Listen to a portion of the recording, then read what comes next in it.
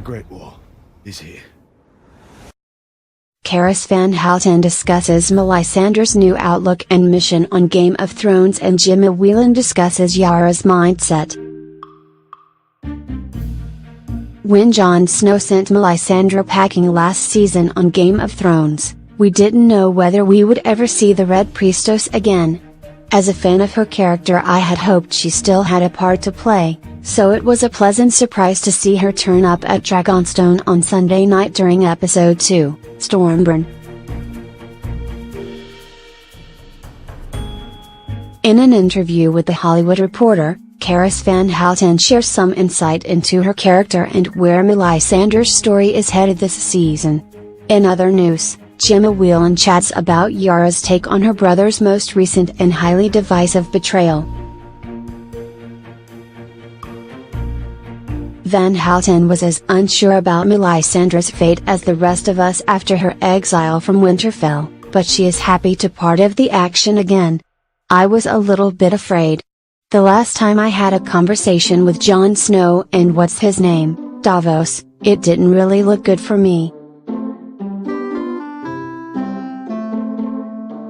I had no idea if I was going to come back, Van Houten admits. I was very happy to read that she's back, not with per se a vengeance, but with an interesting and important mission. Melisandre still has some unfinished business according to Van Houten. She says, there's some untied knots in some of these stories, and loose ends with Arya. There's still a few things I think are bound to happen still. It would be interesting to see a Melisandre-Arya encounter, especially since Melisandre was once on Arya's list. Would Arya take vengeance on her after all this time?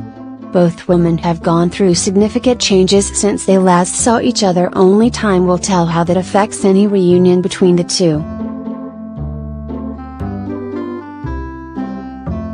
The Melisandre we saw last season was quite different than the Melisandre we met back in Season 2.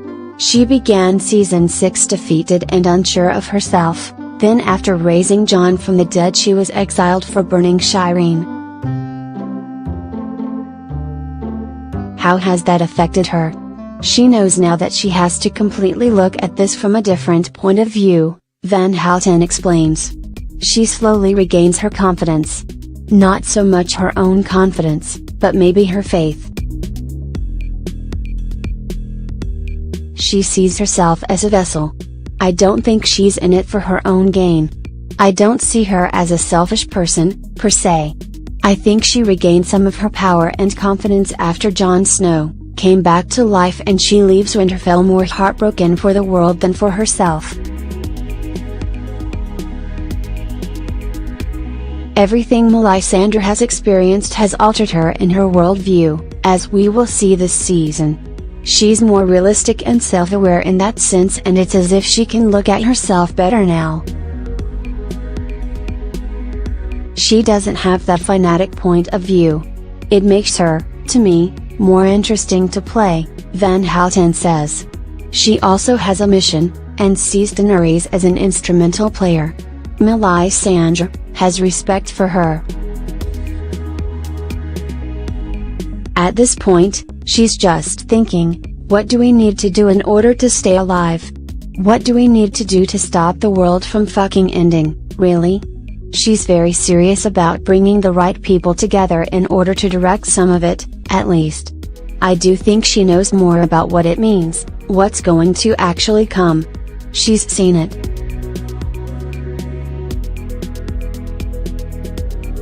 The right people seems to include both Daenerys and Jon Snow, who is headed for Dragonstone with Davos in tow. It's a risky situation for Melisandre, who definitely did not leave on good terms with either of them. Van Houten believes this speaks to the tremendous importance of what Melisandre has been led to do. I think this isn't a selfish act. She's on a mission. She was wrong, terribly wrong, about the other mission, her first plan, with Stannis. But now she's all the more determined to get it right, despite the risk to herself.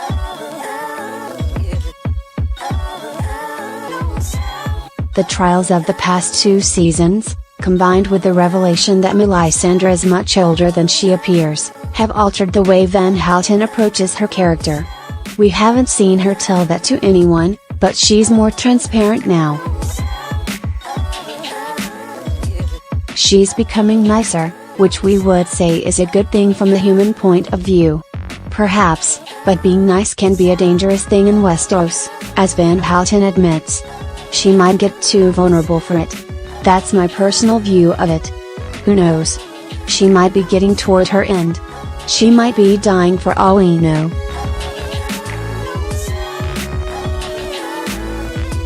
It seems Van Houten and the character she plays believe Melisandre's journey may soon come to an end.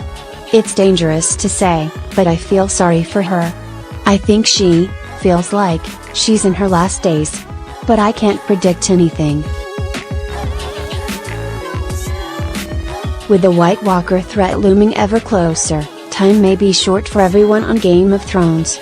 Hopefully Melisandre can help turn the tide before her story is over.